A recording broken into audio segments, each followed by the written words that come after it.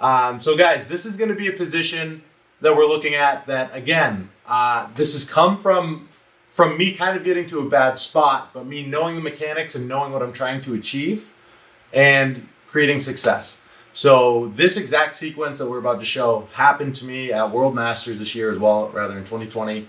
And I let my opponent kind of get to a deep half position on me, and I'm able to, knowing that I'm in deep half, I know where I want to go. I know that I want to attack legs. So I'm going to utilize my opponent basically getting to an advantageous position, and I'm going to step over and around and get to what we've been looking at this entire second half of this instructional, looking at the knee bar. So Justin has apparently found something to be very funny. I don't know what it is, but we'll get it out of him. So we're here. My opponent is in this deep half. He's got my leg trapped here. He's got this obviously underhook here on the leg.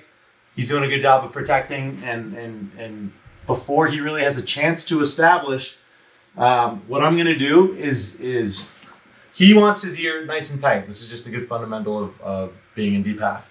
He wants his head close to my thigh so that I can create space. But the first thing that I'm gonna do is create that space. So it's very easy for me to just push the head down. I'm gonna be a real asshole, push right down on his forehead. His neck is not gonna be strong enough to resist that. And now what I'm gonna do is keep him kind of turned away from me, and I'm gonna slide my hand and I'm gonna put it right on the mat, and I'm digging my forearm right into his schnoz. Ow, he says.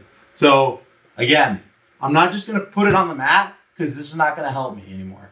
I need to be intentional with what I'm doing. I'm gonna drive the face down, and I'm gonna let this forearm scrape, and then I'm gonna turn in.